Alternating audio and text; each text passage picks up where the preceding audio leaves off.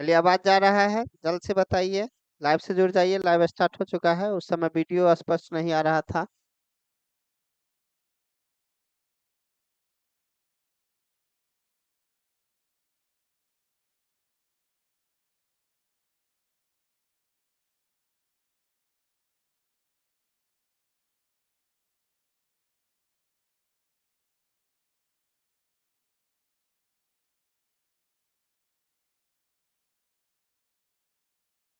आवाज जा रहा है, जल्द से जुड़ जाइए लाइव क्लास में। 12 का इम्पोर्टेंट ऑब्जेक्टिव जो है VVI ऑब्जेक्टिव आज बताने वाले हैं।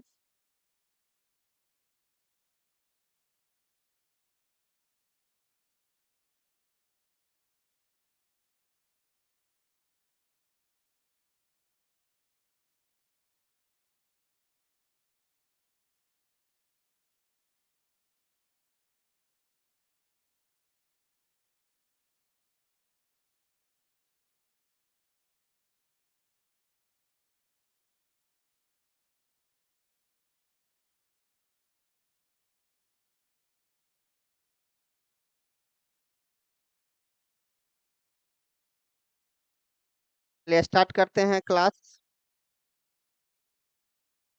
12 का जो यूनिट 1 है इलेक्ट्रोस्टैटिक्स, स्थिर वैद्युत की, सामने लगा हुआ है बोर्ड। स्थिर वैद्युत की फिजिक्स का जो है 100 इम्पोर्टेंट ऑब्जेक्टिव जो है वह अभी डिस्कस करने वाले हैं अपने लोग। ठीक है, 100 ऑब्जेक्टिव डिस्कस करेंगे। ठीक है, आवाज जा रहा है वो आप यस कर दीजिए, तब स्टार्ट कर देते हैं। ठीक है, चलिए इलेक्ट्रोस्टैटिक्स का फिजिक्स का जो है 100 इम्पोर्टेंट ऑब्जेक्टिव जो है 100 VVI ऑब्जेक्टिव जानते हैं। ठीक है, चलिए।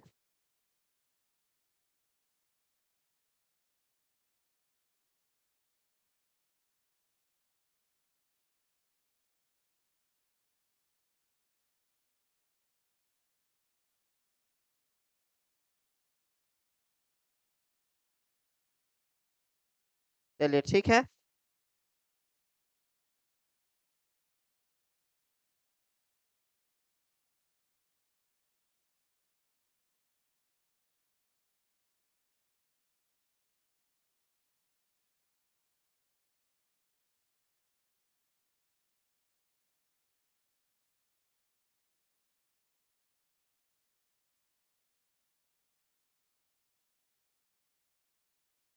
चलिए।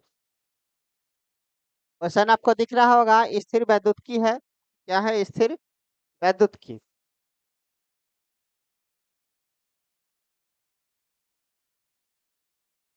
और स्थिर वैद्युत का यह जो है अपने लोग 100 ऑब्जेक्टिव देखने वाले हैं। ठीक है, जब तक।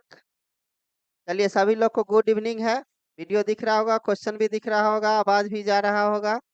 चलिए, 100 ऑब्जेक्टिव है, फटाफट अभी देखिए। यहाँ ऑप्शन नहीं है जो आपसे ABCD हम पूछेंगे, यहाँ ऑप्शन हम लिखेंगे और आपको याद रखना।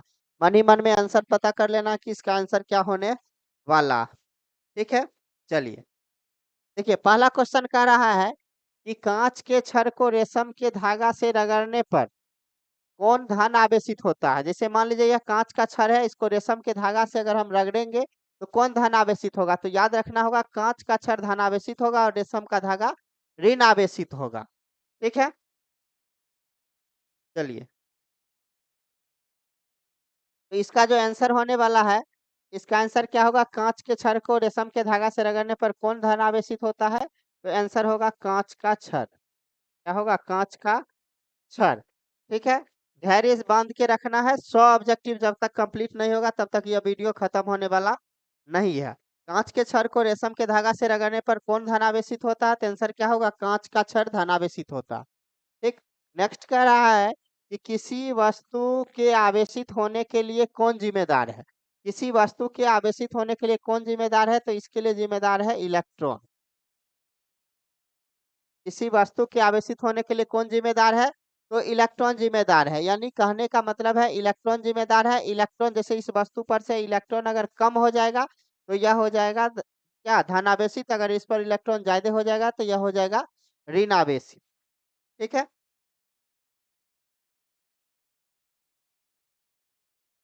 चलिए।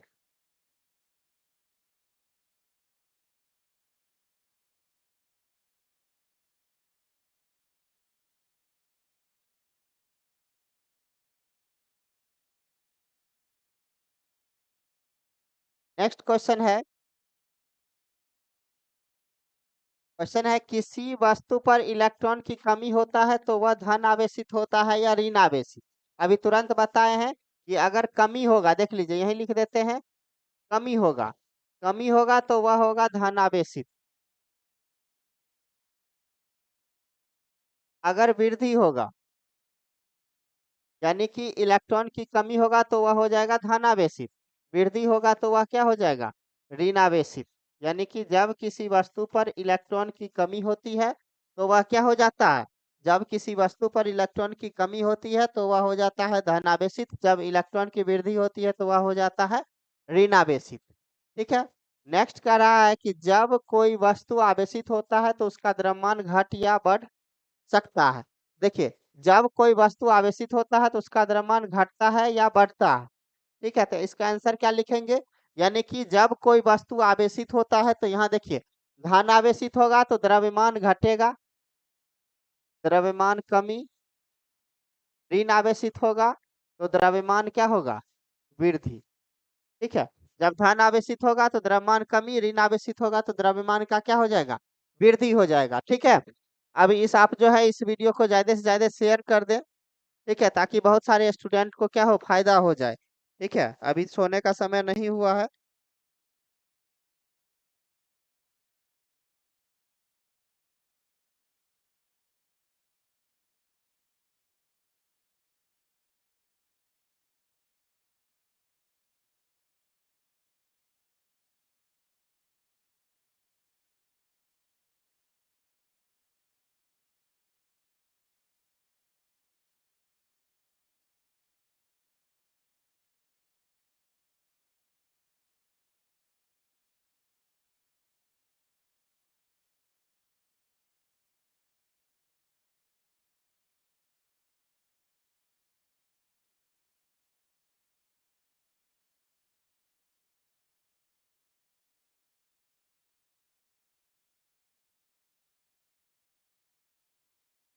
चलिए ठीक है,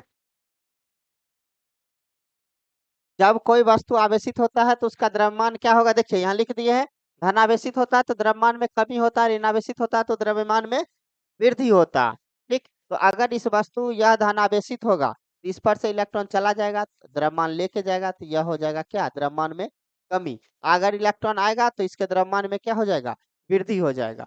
ठीक है, तो इस स्थिति में क्या कहेंगे, द्रव्यमान में कमी भी हो सकता है या वृद्धि भी हो सकता है, यानी कि द्रव्यमान घटता है बढ़ता है, तो आंसर होगा घट या बढ़ सकता। क्या होता है, घट या बढ़ सकता है।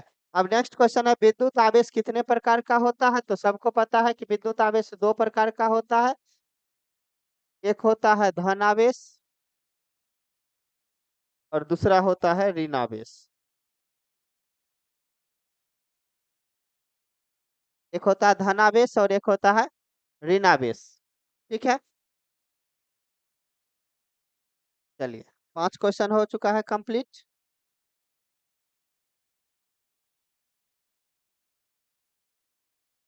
आराम आराम से पढ़ना है, सब क्वेश्चन अभी का भी याद हो जाना चाहिए।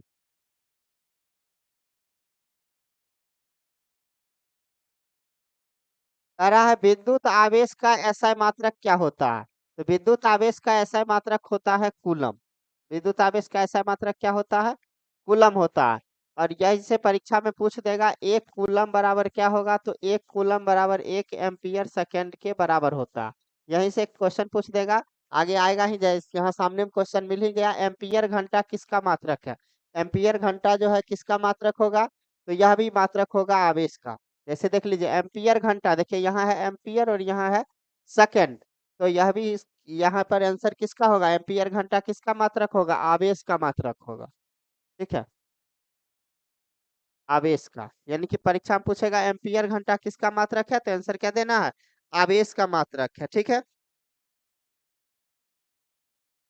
अब है एम्पियर सेकंड किसका मात्रक है, तो एम्पियर सेकंड भी जो है आवेश का ही मात्रक होगा, किसका मात्रक होगा, आवेश का ही मात्रक होगा। एम्पियर सेकंड भी किसका मात्रक है, आवेश का ही, क्योंकि एक कूलम बराबर क्या होगा, 1 एम्पियर सेकंड, एक कूलम बराबर है 1 एम्पियर सेकंड। ठीक है, अब सेकंड को आवर में भी लिख सकते हैं, तो क्या होगा, 1 कूलम बराबर 1 एम्पियर इंटू सेकंड को आवर में लिखेंगे 1/3600 हो जाएगा। कितना आवर हो जाएगा, ठीक है। यानी कि 1 कूलम में इक्वल हो जाएगा 1/3600 एम्पियर आवर। देखिए यह भी किसका मात्रक हो गया, आवेश का ही मात्रक हो गया। एम्पियर सेकंड भी किसका मात्रक है, आवेश का ही मात्रक है, ठीक है।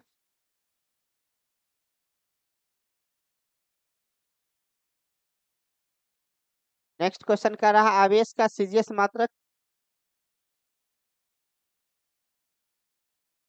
आवेश का सीजीएस मात्रक क्या होता है, तो आवेश का सीजीएस मात्रक होता है स्टेट कूलम। क्या होता है, स्टेट कूलम। आवेश का सीजीएस मात्रक क्या होता है, स्टेट कूलम होता है, ठीक है। नेक्स्ट क्वेश्चन कर रहा है 1 कूलम कितने स्टेट कूलम के बराबर होता है, तो इसका जो आंसर लिखेंगे, लिखेंगे 1 coulomb equal to 3 into 10⁹ state coulomb. 1 coulomb बराबर क्या होगा, 3 गुने 10⁹ स्टेट कूलम हो जाएगा, ठीक है। चलिए देखिए नेक्स्ट क्वेश्चन कह रहा है यदि किसी चालक में 1 एम्पियर की विद्युत धारा 1 सेकंड तक प्रवाहित होती है तो उस चालक के अनुप्रस्थ काट क्षेत्रफल से गुजरने वाला कितना आवेश का मान होगा। देखिए यदि किसी चालक से 1 एम्पियर की विद्युत धारा 1 सेकंड तक प्रवाहित होते हैं तो उसके अनुप्रस्थ काट क्षेत्रफल से गुजरने वाले आवेश का मान कितना होगा, ठीक है। तो उससे गुजरने वाले आवेश का मान होगा 6.25 इंटू 10⁸ ठीक है। चूंकि 1 कूलम आवेश प्रवाहित होगा तो 1 कूलम आवेश कितने इलेक्ट्रॉन से बना होता है, 6.25 इंटू 10⁸, ठीक है। चलिए अब इतना तक समझने में किसी को कोई दिक्कत है तो बोलिए, ठीक है। 11 क्वेश्चन तक पहुंच चुके हैं। बोले नीतीश कोई दिक्कत भी है,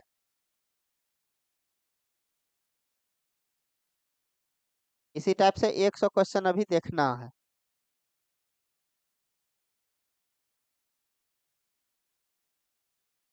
चलिए कोई दिक्कत नहीं है, आगे बढ़ते हैं।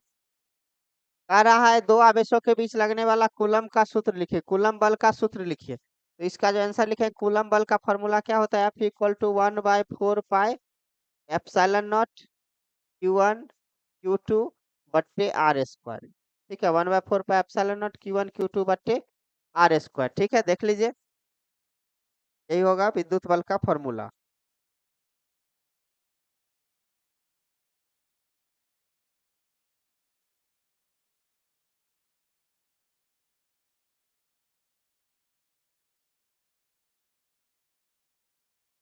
कूलम बल का सूत्र लिख लिए। नेक्स्ट कह रहा निर्वात की विद्युतशीलता का ऐसा मात्रक क्या होता, ठीक है। देखिए निर्वात की विद्युतशीलता का ऐसा मात्रक क्या होता है, इसका होता है कूलम स्क्वायर पर न्यूटन मीटर स्क्वायर। या तो यह ऑप्शन देगा, ठीक है, या या देगा Fm-1 फैराडे पर मीटर। निर्वात की विद्युतशीलता का ऐसा मात्रक या तो यह ऑप्शन में रह सकता है या तो यह ऑप्शन में रह सकता है, ठीक है। नेक्स्ट है निर्वात की विद्युतशीलता का बीमा निकालना। निकाल लेंगे, बीमा लिखे, ठीक है। देखिए कूलम स्क्वायर है, इसको सॉल्व कर लेते हैं। कूलम स्क्वायर है तो बीमा में क्या होगा, A²T² बट्टा में देखिए न्यूटन, न्यूटन का क्या होगा MLT-2 और मीटर स्क्वायर का क्या होगा L²। इस सब को ऊपर लेके चले जाएंगे तो क्या बनेगा, m का पावर -1, L का पावर क्या होगा -3 और T का पावर हो जाएगा 4 और क्या होगा A²। देखिए यही हो जाएगा निर्वात की विद्युतशीलता का बीमा, ठीक है।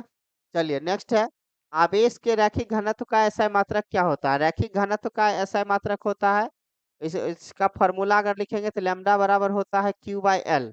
फॉर्मूला क्या होता है, लैम्डा बराबर Q/L। और यह जो ऐसा मात्रक होगा तो हो जाएगा कूलम पर मीटर। क्या होगा, कूलम पर मीटर, या ऐसे भी लिख सकते कूलम मीटर का पावर -1, ठीक है।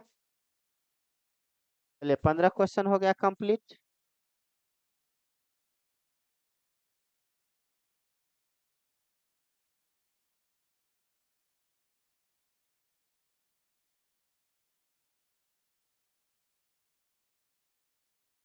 चलिए 16 नंबर क्वेश्चन है आवेश के पृष्ठीय घनत्व का ऐसा मात्रक क्या होता।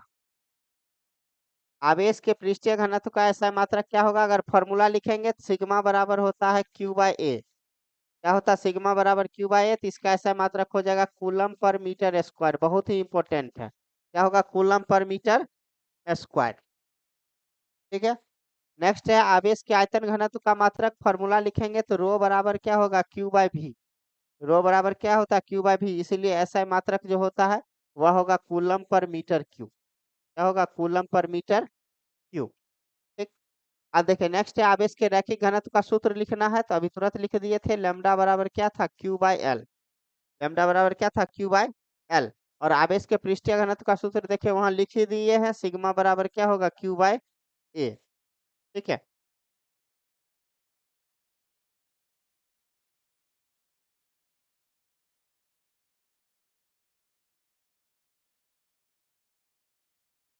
अब देखिए आवेश के आयतन घनत्व का सूत्र लिखना है, तो रो बराबर क्या होगा क्यू बाई भी। रो बराबर क्या होगा क्यू बाई भी। नेक्स्ट कह रहा क्यू आवेश पर ई विद्युत क्षेत्र में लगने वाले बल का व्यंजक लिखना है, तो एफ बराबर होगा क्यू ई। एफ बराबर क्या होगा क्यू ई, या वेक्टर फॉर्म में पूछेगा वेक्टर एफ बराबर में क्या होगा क्यू, वेक्टर में वेक्टर फॉर्म पूछे वेक्टर फॉर्म में, अगर स्केलर फॉर्म मतलब विदाउट डायरेक्शन पूछे तो विदाउट डायरेक्शन लिखना है, स्केलर फॉर्म नहीं बोल रहा। हाँ। चलिए नेक्स्ट है विद्युत क्षेत्र का ऐसा मात्रक लिखना है, तो विद्युत क्षेत्र का ऐसा मात्रक क्या होता है न्यूटन पर कूलम। विद्युत क्षेत्र का ऐसा मात्रक क्या होता है न्यूटन पर कूलम होता है।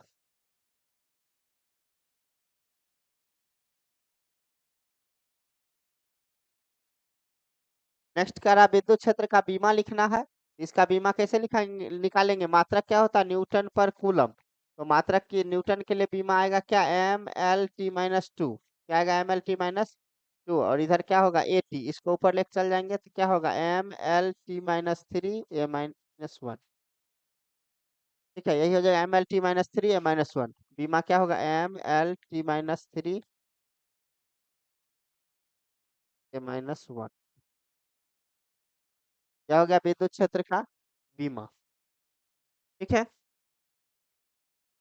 नेक्स्ट है किसी बिंदु आवेश से आर दूरी पर विद्युत क्षेत्र की तीव्रता का व्यंजक लिखिए। ठीक है। किसी बिंदु आवेश से आर दूरी पर विद्युत क्षेत्र की तीव्रता का व्यंजक लिखना है, तो विद्युत क्षेत्र की तीव्रता का व्यंजक लिखेंगे तो ई बराबर क्या होगा आर दूरी पर, तो 1/4 पाई एप्सिलॉन नॉट क्यू बट्टे आर स्क्वायर। यही है विद्युत क्षेत्र का फॉर्मूला। कह रहा विद्युत क्षेत्र किस आवेश से निकलता है, तो पॉजिटिव, यानी धन आवेश से निकलता है और ऋण आवेश पर जाता है। कहाँ से निकलता है धन आवेश से निकलता है और ऋण आवेश पर जाता है। ठीक है। 25 क्वेश्चन हमने कंप्लीट कर लिया है, यानी कि 1/4 पार्ट कंप्लीट हो गया। किन्हीं को कोई दिक्कत है तो बताइए।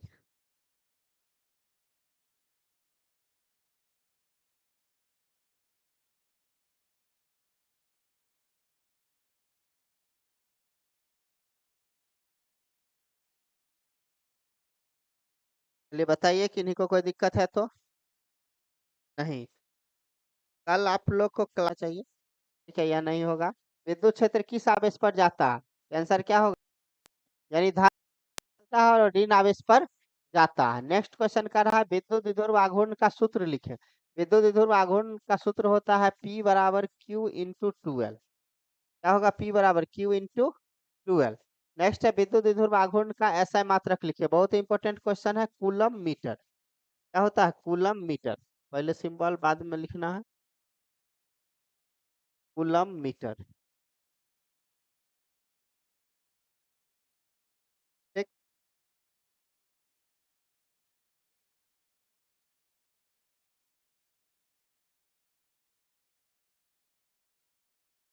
नेक्स्ट क्वेश्चन कर रहा है विद्युत द्विध्रुव आघूर्ण का बीमा लिखना है, तो विद्युत द्विध्रुव का बीमा लिखना है तो ए टी, ये हो गया आवेश का और यह हो जाएगा एल। बीमा क्या होगा A T L.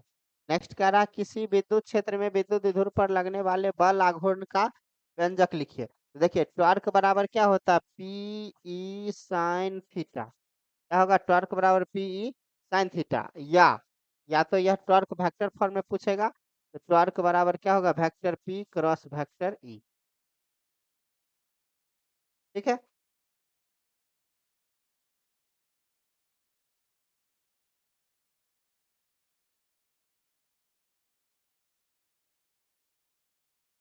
Next question कह रहा है किसी विद्युत क्षेत्र में विद्युत द्विध्रुव को घुमाने में किए गए कार्य का व्यंजक लिखिए। तो W बराबर होता है PE इंटू 1 - cos थीटा। क्या होता है PE into 1 - cos theta. Next question कर रहा है किसी विद्युत क्षेत्र में विद्युत द्विध्रुव के स्थितिज ऊर्जा का व्यंजक लिखिए। तो स्थितिज ऊर्जा का फॉर्मूला होता है U बराबर -PE cos थीटा।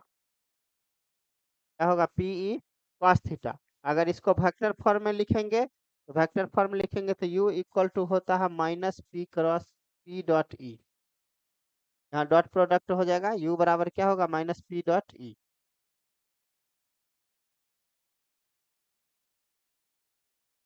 माइनस में रहेगा।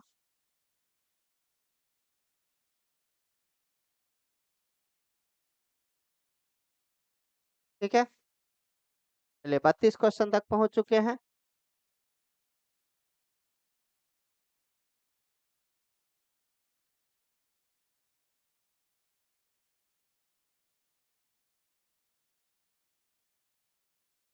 चलिए 33 नंबर क्वेश्चन देखिए, बहुत ही अच्छा क्वेश्चन आ रहा है अब। कह रहा है कि विद्युत द्विध्रुव की अक्षीय स्थिति में विद्युत क्षेत्र की तीव्रता का मान लिखना। क्या करना है विद्युत क्षेत्र के अक्षीय स्थिति में विद्युत क्षेत्र की तीव्रता का मान लिखना है।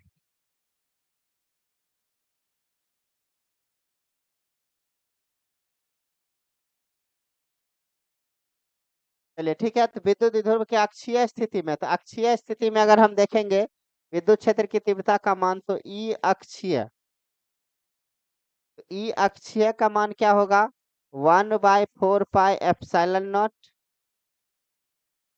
2p/r³ ठीक है। यह फॉर्मूला होता है अक्षीय स्थिति में 1/4πε0 2p/r³। ठीक है,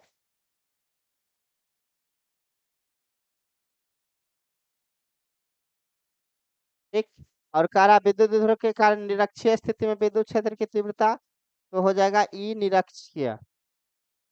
तो ई निरक्षीय इक्वल टू क्या होगा 1/4πε0, इसका आधा हो जाएगा यानी कि P/r³। क्या होगा P/r³ हो जाएगा। नेक्स्ट कह रहा है कि विद्युत द्विध्रुव के कारण विद्युत क्षेत्र की तीव्रता का मान लिखना किसी भी बिंदु पर। कहाँ पर लिखना है किसी भी बिंदु पर। ठीक है, तो लिख देते हैं किसी भी बिंदु पर कितना होगा। देखिए ई जो है किसी भी बिंदु पर जो होगा 1/4πε0 P/r³, यह रहता है कॉमन। ठीक है, अब देखिए अंडर रूट क्या हो जाएगा 4 sin² प्लस cos²θ। ठीक है, या तो यह होगा, अब इसको चेंज कर करके लिख सकते हैं 1/4πε0 P/r³, रूट अंडर, अब इस cos² को क्या लिखेंगे 1 - sin² तो हो जाएगा 3 sin²θ और प्लस में हो जाएगा 1। ठीक है, इस तरह से हम चेंज कर सकते हैं या लिख सकते हैं E equal to 1/4πε0 P/r³ under root. अभी देखिए इसको लिखेंगे 1 - cos² तो 1 3 और 1 क्या हो जाएगा 4 और माइनस में हो जाएगा 3 cos²θ। इसको चेक करके भी देख लेते हैं, 0 डिग्री रखेंगे तो साइन 0 0 होता है, बात खत्म, यह 1 हो जाएगा। 0 हो जाएगा किस स्थिति में अक्षीय स्थिति में हो जाएगा।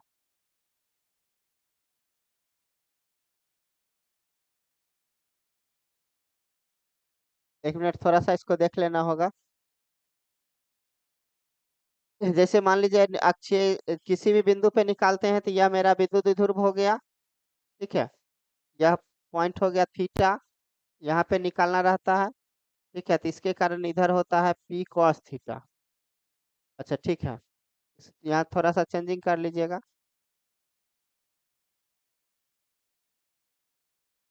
यहाँ हो जाएगा, अच्छा यहाँ P/cos² होता है और इधर क्या होता है P/sin²। ठीक, तो यह अक्षीय, ये अक्षीय के कारण यह होगा cos, तो 4 cos² और प्लस में sin²। देखिए चेक करने के बाद पता चल गया, यहाँ हो जाएगा 3। अब यह क्या हो जाएगा cos² प्लस 1। ठीक है, इसी अनुसार से इसको भी चेंज कर लीजिएगा। ठीक है।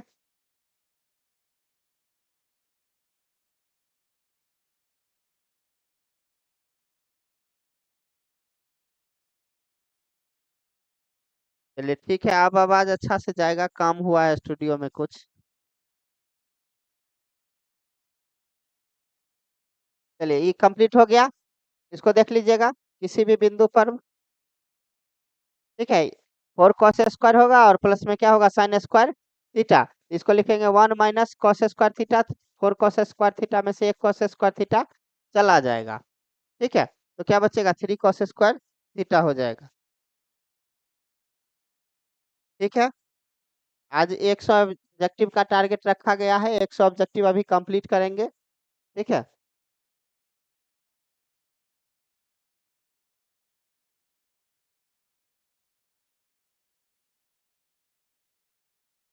चलिए, नेक्स्ट कह रहा है विद्युत विध्रुव के कारण किसी भी बिंदु पर विद्युत विभव का मान लिखना।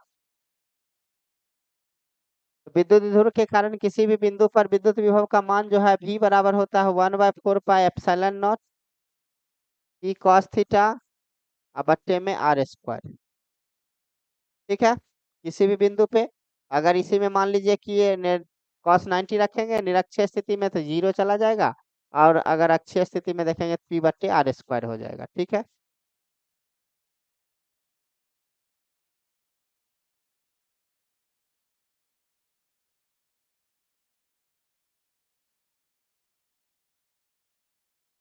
अरे विद्युत विध्रुव के कारण निरक्षीय स्थिति में विद्युत विभव का मान, देखिए बहुत ही इंपॉर्टेंट है, इसका आंसर तो होगा 0, लेकिन यह है बहुत ही इंपॉर्टेंट, बहुत बार पूछ चुका। ठीक है, बहुत बार इसका मान पूछ चुका। नेक्स्ट कह रहा है विद्युत विध्रुव के कारण अक्षीय स्थिति में विद्युत विभव का मान कितना होगा। तो अक्षीय स्थिति में इसे मान लीजिए, इसे अक्षीय स्थिति में निकालते थे। ठीक है, तो क्या आएगा इसका आंसर जो आया था, v बराबर 1/4 पाई एप्सिलॉन नॉट पी बट्टे आर स्क्वायर। ठीक है।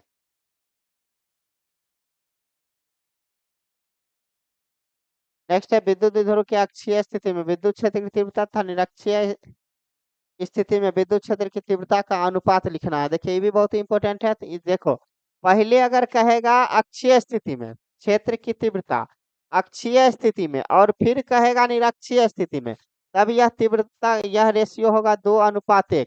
अगर इसको पलट देगा तब रेशियो क्या हो जाएगा, 1:2। ठीक है, यानी कि अगर पहले अक्षीय यहाँ लिख देते हैं, देखिए अक्षीय अनुपात निरक्षीय अगर पूछ रहा तब होगा 2:1।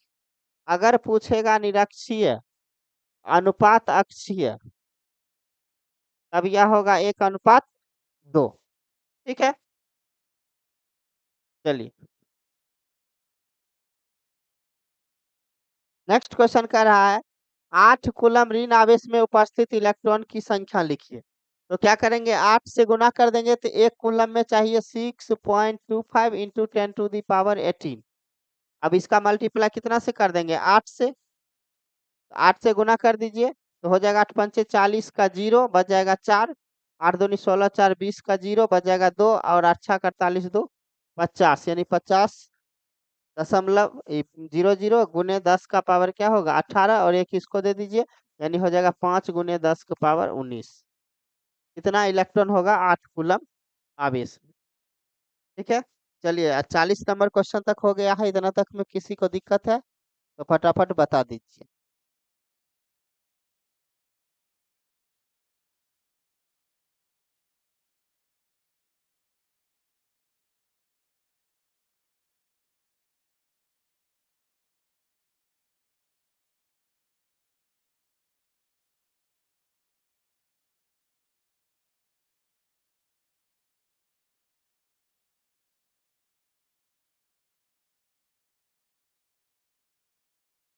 चलिए कोई दिक्कत नहीं है।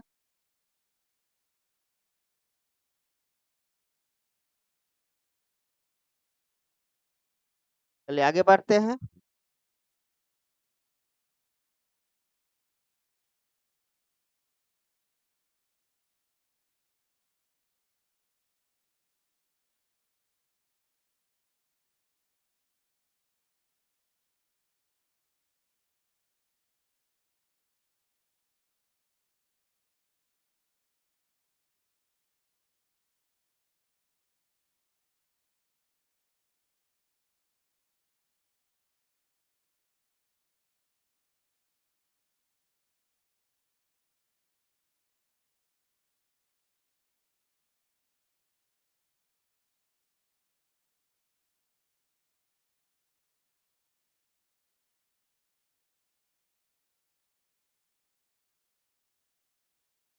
चलिए अब 41 नंबर से आगे बढ़ते हैं।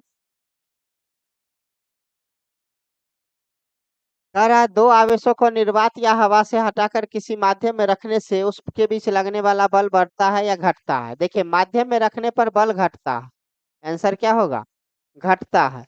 सबसे ज्यादा बल कहाँ लगता है, निर्वात या हवा में लगता है। ठीक है, चलिए कोई दिक्कत नहीं है तो आगे बढ़ रहे हैं। ठीक है, नेक्स्ट कह रहा है गॉस प्रमेय का गणितीय रूप लिखना है। तो गॉस प्रमेय का गणितीय रूप है फाई बराबर sigma Q by epsilon not. यही है गॉस प्रमेय का गणितीय रूप, यानी कि किसी बंद सतह से गुजरने वाला कुल विद्युत फ्लक्स सतह के अंदर उपस्थित कुल आवेश का क्या होता, 1/एप्सिलॉन नॉट गुना होता। ठीक है, यही है गॉस प्रमेय।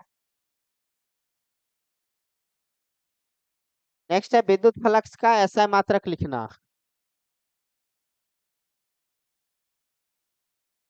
ठीक है, विद्युत फ्लक्स का एसआई मात्रक। तो विद्युत फ्लक्स का फॉर्मूला क्या होता है, फाई बराबर होता है ई ए। इसका क्या होगा, इसका होगा न्यूटन पर कूलम, और इसका क्या होगा मीटर स्क्वायर। तो न्यूटन मीटर स्क्वायर पर कूलम।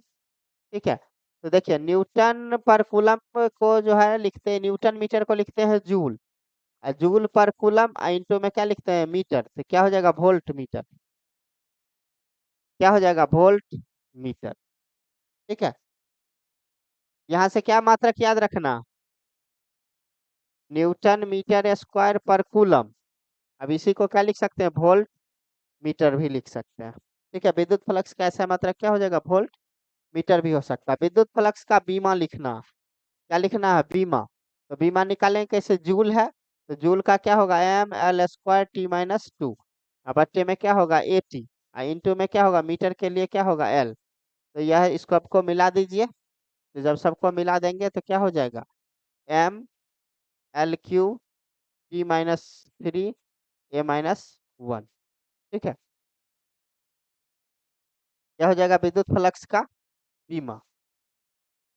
ठीक, नेक्स्ट क्वेश्चन कर रहा है यदि विद्युत क्षेत्र एक्स अक्ष के दिशा में है तो समविभवी तल किस दिशा में होगा। ठीक है, यदि विद्युत क्षेत्र एक्स अक्ष की दिशा में तो समविभवी तल होगा वाई जेड। किस तल में होगा, वाई जेड तल में होगा। ठीक, नेक्स्ट क्वेश्चन है किसी घन के केंद्र पर क्यू आवेश रखा गया तो एक फ्लक्स से गुजरने वाला विद्युत फ्लक्स। ठीक है, तो इस स्थिति में क्या होगा, फाई 1 पूछ रहा है, तो फाई 1 बराबर क्या होगा Q by epsilon not into में 6। ठीक है, यानी कि क्यू बाई एप्सिलॉन नॉट बट्टा में क्या हो जाएगा 6 हो जाएगा, 6 फलक होता है घन में।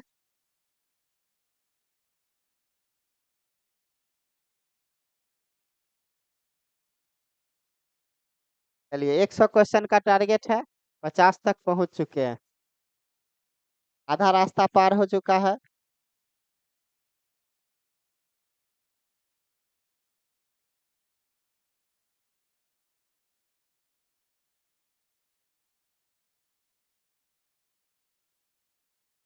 चलिए विद्युत फ्लक्स का मान पूछ रहा था, इसका तो बता ही दिए, आई बराबर क्या होगा,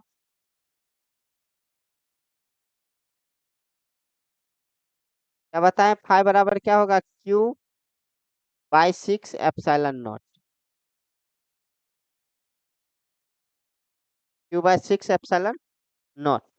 चलिए थोड़ा सा क्लास से होगा, 100 क्वेश्चन है तो टाइम तो लगेगा ही। ठीक है, और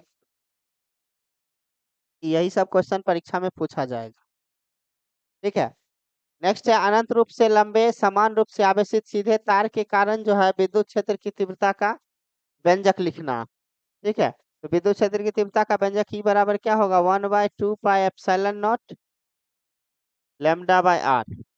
ठीक है, अगर इसी को लिखना है 4 पाई के फॉर्म में तो क्या होगा E = 1/4 pi epsilon naught 2 lambda by R. यही होगा सीधे तार के कारण विद्युत क्षेत्र की तीव्रता का फॉर्मूला। चलिए नेक्स्ट क्वेश्चन में क्या कह रहा है, ये कह रहा है अनंत विस्तार से आवेशित समतल पतली चादर के कारण विद्युत क्षेत्र की तीव्रता का व्यंजक। देखिए चादर कहेगा तो ई इक्वल टू देना है सिग्मा बाय 2 एप्सिलॉन नॉट। देखिए किसके लिए, चादर के लिए। ठंडा का मौसम है, अभी अपने लोग चादर ओढ़ते हैं, ठीक है। जब चादर शब्द आएगा, ठीक है, तो चादर शब्द आएगा तो क्या देना है, E equal to sigma by 2 epsilon naught. लेकिन जैसे ही आएगा चालक, कौन सा शब्द आएगा, चालक, चालक शब्द आएगा तो ई बराबर क्या देंगे, सीधा सिग्मा बाय एप्सिलॉन नॉट। कब, जब चालक रहेगा तब। यह क्वेश्चन जो है अच्छा से समझ लेना है। चादर रहेगा तो यह मारेंगे टिक, चालक रहेगा तो यह टिक मारेंगे, ठीक है। ओ,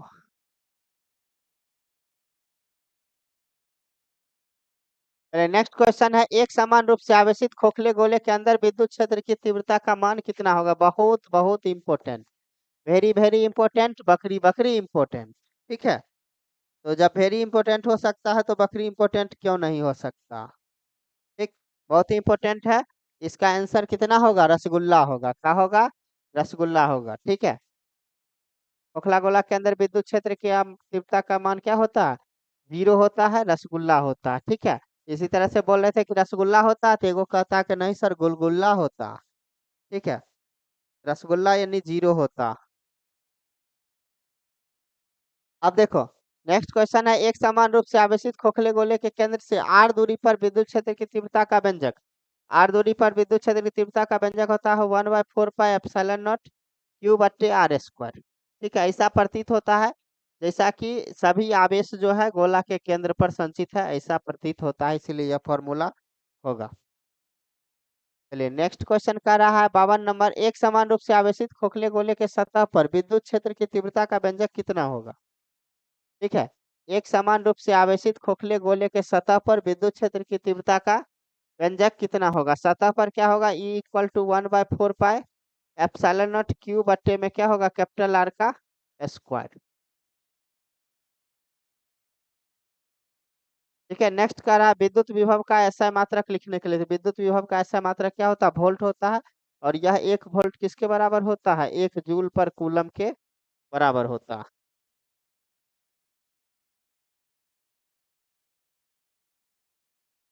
नेक्स्ट क्वेश्चन कह रहा है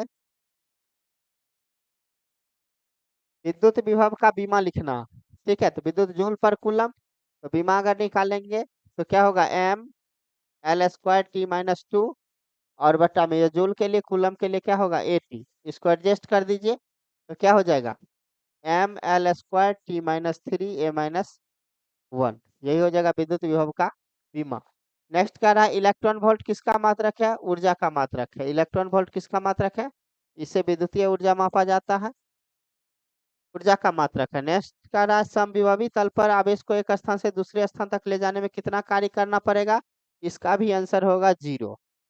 यानी कि समविभवी तल पर एक आवेश को दूसरे, मतलब किसी आवेश को एक जगह से दूसरे जगह तक ले जाने में कोई काम नहीं करना पड़ता, ठीक है।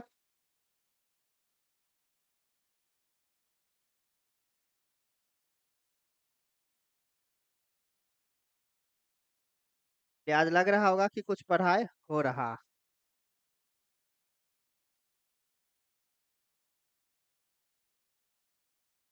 ऑब्जेक्टिव भी कंप्लीट हो चुका है। ऑब्जेक्टिव बनाएंगे तब आपसे ऑप्शन भी पूछेंगे कि ABCD बताइए क्या होगा, ठीक है। थोड़ा चेक करना है उसको। चलिए नेक्स्ट क्वेश्चन कर रहा है विद्युत क्षेत्र तथा विद्युत विभव में क्या संबंध है। ये भी बहुत इंपॉर्टेंट ऑब्जेक्टिव है। विद्युत क्षेत्र और विद्युत विभव में संबंध तो क्या है, ई बराबर -dV/dx। क्या है, ई बराबर -dV/dx, या जैसा भी रहता है ई बराबर -dV/dr,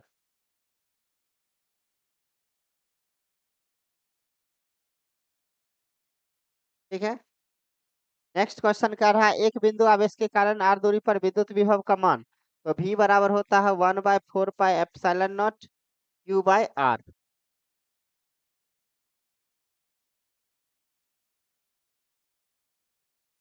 ठीक है। Q/r कब, जब बिंदु आवेश, जैसे यहाँ पर Q आवेश है, इससे r दूरी पर विद्युत विभव V का मान निकालना है तब। सुनिए इस केस को याद रखना है जब यानी कि आवेश का मान प्लस में है तो प्लस लेना है, माइनस में है तो माइनस में लेना है। ठीक है? चलिए 2 मिनट का गैप यहाँ दे देते हैं, क्योंकि 40 मिनट का क्लास हो चुका है।